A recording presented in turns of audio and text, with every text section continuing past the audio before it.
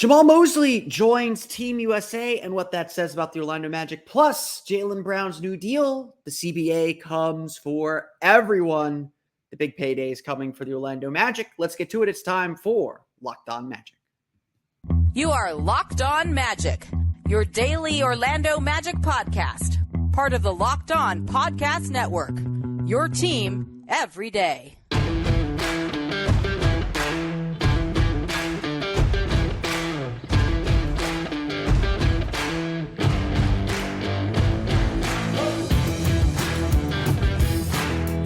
And you are indeed Locked On Magic. Today is July 26, 2023. My name is Philip Rossman-Reich. I'm the expert insight editor over at OrlandoMagicDaily.com. You can follow me on Twitter at PhilipRR_OMD.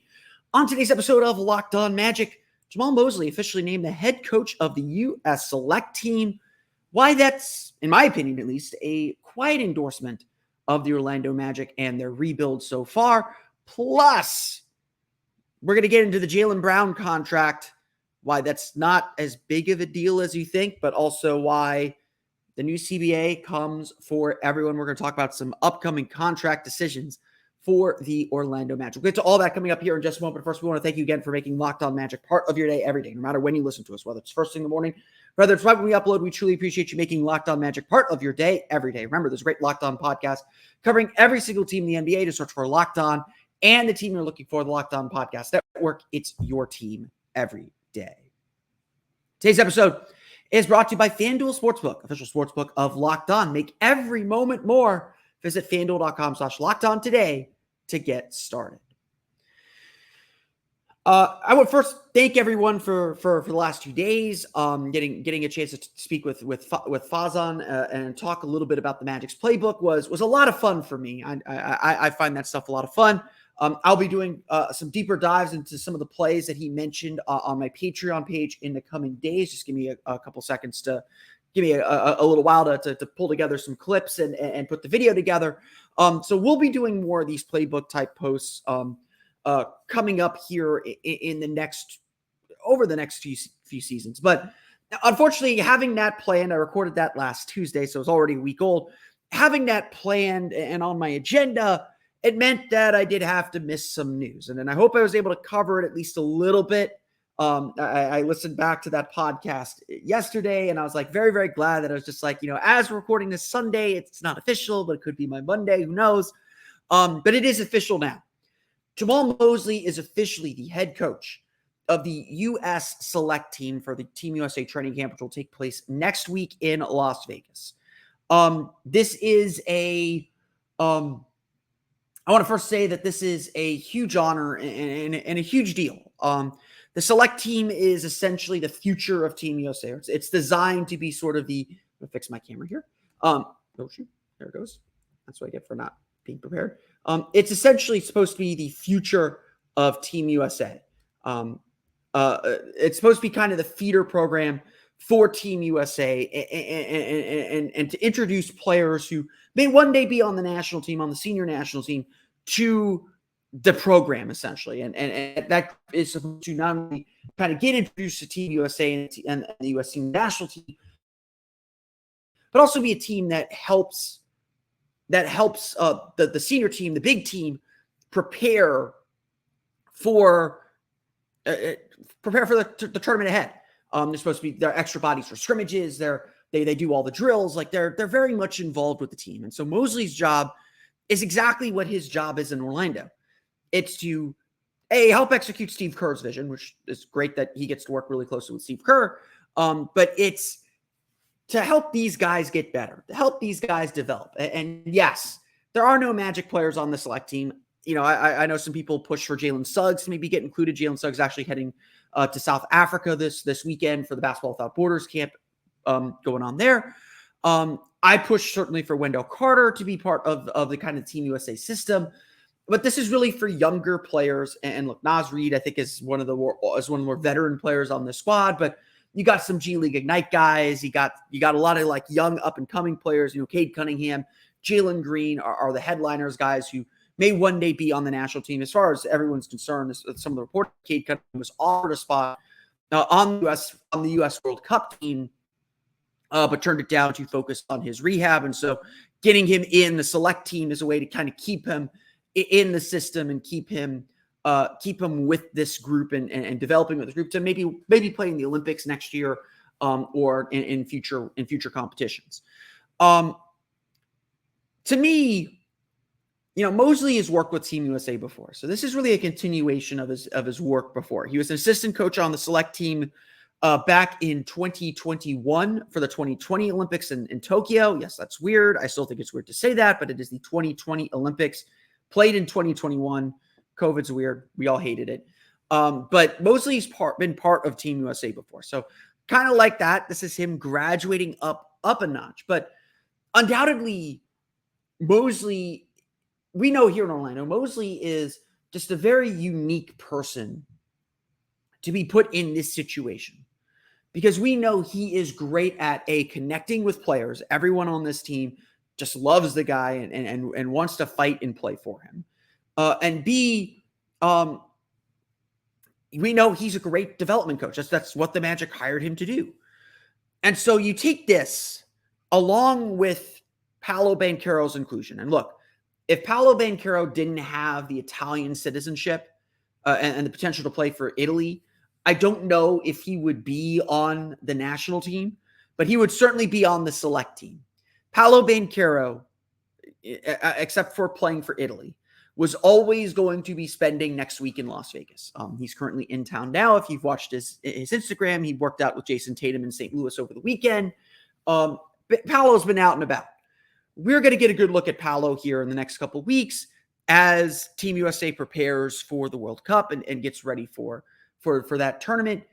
The Magic are oddly very well represented in Las Vegas next week and very well represented within the Team USA system. This is, I don't want to, it's probably going a bit too far to say that this is an endorsement of what the Magic are doing, but it certainly feels like it's a statement of, hey, this franchise is kind of on the right track. They got the right people. They got a guy in Paolo Banchero who is expected to be in the rotation for Team USA during the World Cup. They've got a coach who is very well thought of around the league as a development coach, that they want him working with the future of Team USA essentially and working to help prepare Team USA for this World Cup. It to me is a statement that, hey, the rest of the league, whether that's just Grant Hill, whether that's Steve Kerr, believe the Magic are on the right track. Sometimes you just like to have some affirmation. We talk about how great this team can be, and we're really excited for what the season's going to be. There's still a lot of people around the league that don't quite know what the Magic are and what the Magic can possibly be. The season's going to help serve notice a little bit. But the Magic's presence in Las Vegas next week for Team USA certainly feels like hey, keep an eye on this team. They've got the foundations to do something really special. Now, obviously, that's not the focus next week in Vegas. That's not what's going to matter. The Magic aren't important to Team USA in that sense. What's going to matter next week is everyone getting ready for the World Cup? Franz Wagner and Mo Wagner are out in Germany. They have media day coming up next week. Their media day is coming up next week. I'm started following Georgia basketball on Instagram. Goga Batadze is already at work with them. I think they have a game next week as well as they get ready to get going for their first ever trip to the World Cup. This is a big tournament. We're going to talk a lot about it. Not just because we need content to fill, but because it is a big tournament. I'm a big proponent of international basketball. We will talk fully about Team USA as they get together, as we get a good look at this roster, as we see what kind of role Paolo Banchero is going to play. But the Magic are going to be very, very front and center in this tournament, and getting Team USA ready in a tournament that may not have Giannis. Still, I don't think that's still decided. Won't have Nikola Jokic, it appears. This is a tournament where the U.S. typically struggles. They don't send their best team. This is an opportunity to bring back old and to really kind of put a stamp on saying, like, hey, Team USA is not going anywhere. And that's ultimately the job that Jamahl Mosley has, is helping that team get ready. And that's ultimately the job that Paolo Banchero has, is to help his team win. That's going to be really, really valuable. We'll talk all about Team USA in the coming weeks as we get closer and closer to the FIBA World Cup. There was a bit of news, though, that came out on Tuesday that kind of rocked the NBA world, even though it was very expected. We're going to talk about life with a max contract. We'll talk about Jaylen Brown's deal and what that says about the Magic's future coming up in just a moment. But first, it's time for a quick word from our friends over at FanDuel. Take your first swing at betting MLB on FanDuel and get 10 times your first bet amount in bonus bets up to $200. That's right, just bet $20 and you'll land $200 in bonus bets, win or lose. That's $200 you could spend betting everything from the money line to the over-under to who you think is going to hit the first home run. All on an app that's safe, secure, and super easy to use. Plus, when you win, you can get paid instantly. And that's in bold to make sure you know it. There's no better place to bet on MLB than FanDuel, America's #1 sportsbook. So sign up today and visit FanDuel.com/lockedon to get up to $200 in bonus bets. That's FanDuel.com/lockedon. FanDuel, official partner of Major League Baseball. We, of course, want to thank you again for making Locked On Magic part of your day every day. We are in the dog days of the offseason. We've got plenty of great content for you coming up in the future. I'm starting to plan my history project for the offseason, 35th anniversary season. You can maybe guess what that'll be. I've got a lot of fun things hopefully planned for that off time, and plus we have the FIBA World Cup. But I want to spend the rest of this show chatting about the future. The Magic, I get this complaint a lot when I talk about Jonathan Isaac, saying, Jonathan Isaac is getting paid $17.5 million a year to not play. Why are the Magic keeping him around? I have a lot of people who say that to me. And I say, look, right now, money doesn't matter. It doesn't matter that Jonathan Isaac is the highest paid player on the team. That's not important. The salary slot is more important for future trade or whatever the case may be. But the Magic can A, get off it with no penalty next season. And B, they don't need the money yet. They're not spending it. They don't need the cap space. They're flipping over that cap space and keeping their flexibility. That was kind of a guiding message of this offseason. While there was money to spend, and look, the Magic probably overpaid a little bit to get Joe Ingles here, certainly bumped Mo Wagner's contract up to a little bit more. And by a little bit, I mean a lot more than he's probably actually worth on the market. But the Magic had to spend that money. They took care of some people. They made sure they got a good veteran into their locker room. Money's not important. They could get out of both contracts next year. So if they need the money, if they need it to sign someone, if they need cap room, they can create it. Flexibility is the main word. And that's been kind of the Magic's guiding principle as they've dealt and managed this cap space that they've had, is if we're not going to use it today, we got to use some of it, obviously, but let's be flexible so we can get out of things and just do whatever we want, whether that's trade, whether that's a free agent. We can do whatever we want. That's good. But that time is running out. And the news that came down on Tuesday is indeed a bit of a reminder that these good times are quickly coming to an end. As I remember asking Jeff Weltman this before the draft, because, we knew the new CBA was coming. It hadn't been ratified yet. We knew some ideas that were in it, especially about the repeater tax and the second apron. And so I asked, as a team with a lot of cap room, how are things different as teams look ahead to what this new salary cap is going to be? And I remember Jeff said, semi ominously, the CBA comes for everybody. It's right there on my rundown. The CBA comes for everyone. Right now the Magic are not worried about the new CBA and all the restrictions that are in it, because they're not a second apron team. They're not paying the tax. They're well under the luxury tax they had to pay to get to the salary floor or to the payroll floor. And so when you see a headline like we saw Tuesday, Boston Celtics star Jaylen Brown has agreed to a 5-year, $304 million supermax contract extension, the richest deal in NBA history. It makes you think. Now, look, Jaylen Brown is a player above. Like he's on this is not his coming off his rookie contract. This is a big contract for him. And a supermax just means that he gets 30% of the salary cap every year. So it's not fully known what the full amount is. I don't know if that means you're still limited to the 8% raises, or it's just 30% of that first year, but it's a lot of money. He's going to get paid $69 million in the last year of that deal. And I know already a few people are already looking ahead to this, so it's important to know that these numbers are real. That teams are going to have to pay this much to retain their stars. This is the richest contract in NBA history, which broke the richest contract in NBA history set last year by Nikola Jokic, also getting a supermax of 30% of the salary cap. This is the cost of doing business. And Orlando has 2 potential max players on their roster.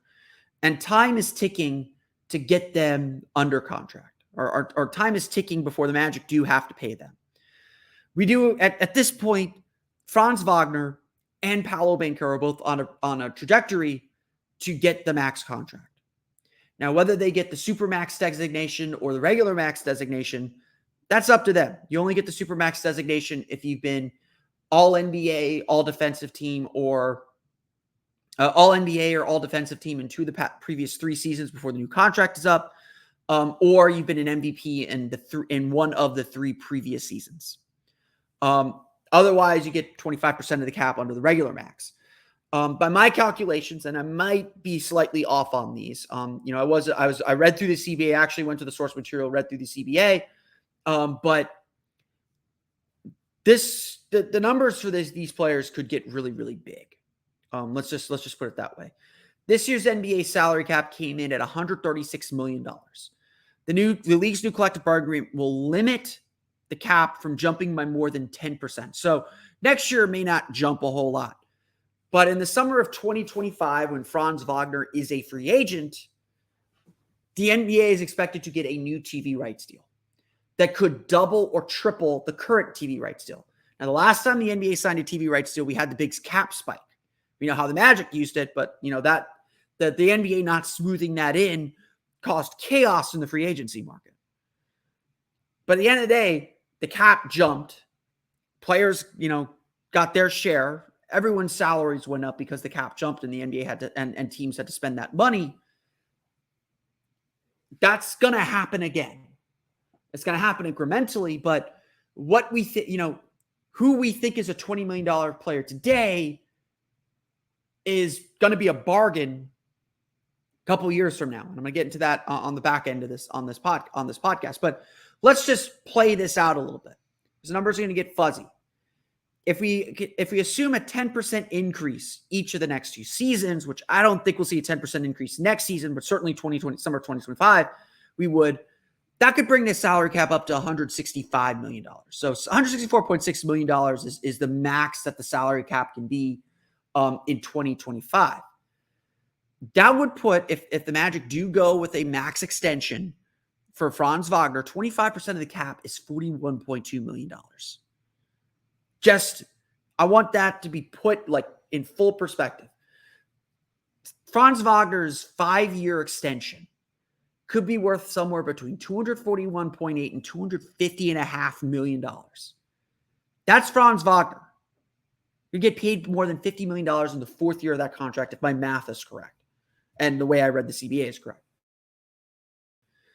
Paolo Banchero comes a year after that. His first year of assuming another 10% jump in the salary cap, which again is a big assumption, I would agree. The first year of his max extension at 25% of the cap would be $45.3 million. He could sign a deal worth $265.6 to $276.4 million. I want you to get used to these numbers. Just plain and simple. I want you to get used to these numbers. Because this is the reality coming for the Orlando Magic. At a certain point, they're going to be spending nearly half of their cap space. This is life with 2 max players. Half of their cap space on Franz Wagner and Paolo Banchero. That's what the Magic have to be looking forward to and have to be planning for. You look at a lot of the successful teams around the league, they make their moves before these contracts come due because you could make trades and fit players under your salary cap while players are still on rookie contracts. Franz Wagner is going to get paid $15 million in the last year of his deal. He's going to jump from 15 to probably, I don't know if he'll get the full 40. Maybe my math is wrong on this, but his salary is going to at least double once he gets off this rookie contract. Paolo, I think, is paid 15 this year. He's at 17. His contract will double when he gets off his rookie contract. The rookie contract is like the biggest bargain in sports. And ultimately, if you're a team if you think you have 2 max rookies, you got to start spending before they're off the rookie contracts, because then it becomes a lot harder to spend and to add players once you've got those big salary numbers. Now, like I said, the salary cap is going to increase commensurately. So, I think the trick is going to be accurately pricing role players. That's going to be the trick to cap management moving forward, is accurately pricing role players, because max players are max players. You spend your money on max players. That formula is set, that their salaries are capped. You do that. Like Boston is in a situation. I saw a great argument about this from a Celtics writer. Boston's in a situation where they're trying to win a championship. You pay that money. You don't worry about the consequences. You pay that because your window's open. The Magic are going to have to pay that. Now, that's not till 2025 and 2026. So they got a little bit of time. They got 2 years. That's why the clock is ticking, and why, maybe the Magic should be trying to accelerate their timeline a little bit. But next summer is a big summer to spend and a big summer to add to this team and really set it up to be a championship team in the years to come. Now, part of that is a question and a debate that we haven't talked a lot about yet. We'll talk a little bit more about it now, with the extension decisions due for Markelle Fultz and Cole Anthony coming up in just a moment. I want to thank you again for making Locked On Magic part of your day every day. Remember, we got a lot of great stuff coming up on OrlandoMagicDaily.com. You can also check out my Patreon page, Orlando Magic Hub. Like I said, I'm going to dive a little bit deeper into some of the plays that we talked about on the show over the last 2 days, kind of break those down for you. That's among a lot of the content I'm planning for the Patreon page. So check it out today, Orlando Magic Hub. You can find the link on my Twitter or X page, whatever it's called now, at PhilipRR_OMD. But I want to get back to this discussion because, I have kind of neglected it. It's been something that's been hanging in the background, and we know it's probably one of the big storylines coming up this season about Markelle Fultz and Cole Anthony. Both are due extensions this offseason. Their contracts expire at the end of the season. Markelle Fultz is not extension eligible until December because I read through the CBA. The rule is technically that if you're getting paid more than 10% of your previous contract, you're not extension eligible until 3 years after you sign the contract. And because Markelle Fultz signed that contract before the COVID year in 2021, he signed his extension December 20th, 2020. That means he's not eligible for an extension until December 2023. So some of this Fultz, I don't know if that rule is, I don't know if I read that rule 100% correctly, but Fultz, we can't touch Fultz negotiation until at least September. Cole Anthony's extension eligible now. It's not so surprising they haven't gotten it done yet. Like, all the max extensions get done early because those are that's a set formula. That's nothing you have to, the negotiation is with raises more than anything else at that point. With Markelle Fultz, we have an actual negotiation. With Cole Anthony, we have an actual negotiation. We have to figure out what his salary is. And, these guys are going to get paid. Markelle Fultz is getting paid $17 million this year. I see him getting bumped up to at least $20 million a year. So again, he's above that 10% mark. He's going to get bumped up to at least $20 million a year. And honestly, if I'm Markelle Fultz and I'm his agent, I know the Magic are going to take care of me. I'm not worried about it. I think the Magic do value the salary slot and do value the position and do value him as a player. But if I'm Markelle Fultz's camp, I say, hey, we got a healthy season coming up. Let's see what our guy looks like. Let's see how he plays, and let's see how he plays and see if he can bump that value up even more. Become a $25 million a year guy. And again, that money feels big today. And again, maybe the Magic are a team that's willing to pay 26, 27, 28 up front and decline the salary. So they're getting a discount on the back end of it, knowing that they got these big contracts on the way for Paolo and Franz. But to me, Fultz is a prime example of a guy who probably shouldn't sign an extension and should say, hey, I can prove that I'm worth more than whatever you put in front of me today. And I think the Magic should welcome that challenge and challenge him to do that, honestly, as much as anything else. It's, Cole Anthony is a much trickier thing. He's obviously on a rookie scale deal, so he's due for a big payday. I think he could very easily slot into that 15 to 18 million dollar range that the Magic like for these extensions that they gave Wendell Carter, that they gave Markelle Fultz, that they gave Jonathan Isaac. That I also get the sense that Cole Anthony believes he's a $20 million a year guy and believes he can be a starter in this league and wants an opportunity to start. And so slotting him as the sixth man is going to be saying like, hey, this is the role for you. This is the role that we have envisioned for you.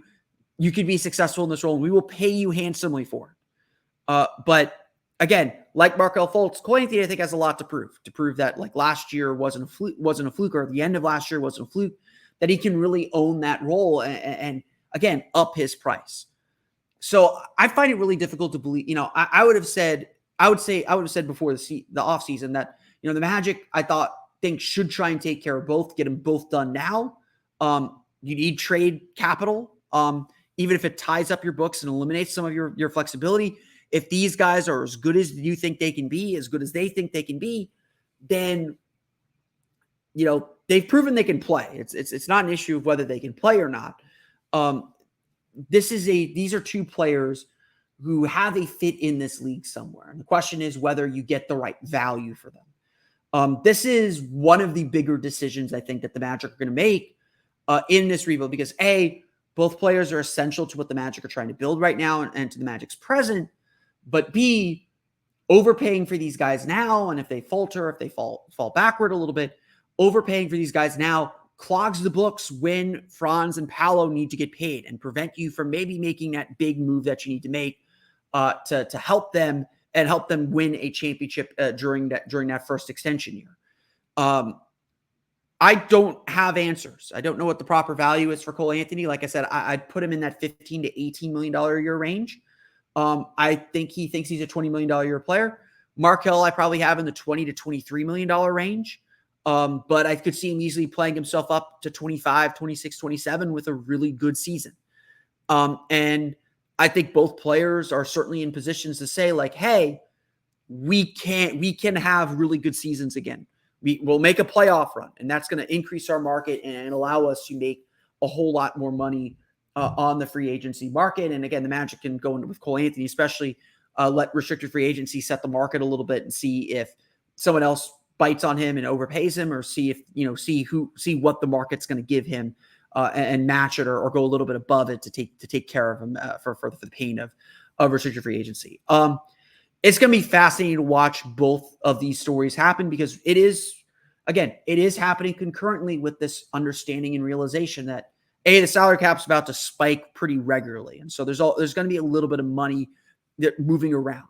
The NBA is not losing money, folks. They're making plenty of money, and they're about to get a big TV deal, including maybe an equity stake in ESPN if those reports are true. All these things are part of those decisions with the Paolo Franz contracts in the background. Like I said, both of those guys are due $215 million a year, $215 million over 5-year contracts in the next 2 and 3 seasons. The Magic's run with funny money is going to be coming to an end. And so the Magic have to start preparing for that. And they have to spend smartly now to set themselves up for that opportunity and be competitive at the same time. So it's going to be very, very interesting offseason, very, very interesting season, because among the many things the Magic have to prove is who belongs, who doesn't, and how much are some of these future free agents going to be worth.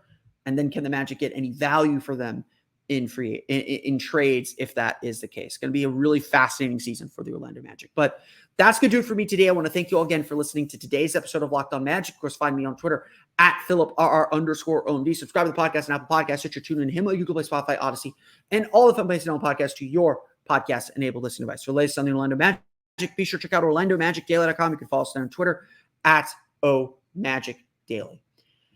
Want to thank you again for making Locked On Magic part of your day every day. For my everyday crew on tomorrow's episode of Locked On Magic, we're going to talk about Jalen Suggs, his path to starting at shooting guard, and where he needs to greatly improve. We'll get to all that coming up on tomorrow's episode of Locked On Magic. But until then, for Orlando Magic Daily and Locked On Magic, this has been Philip Rossman-Reich. We'll see you all again next time for another episode of Locked On Magic.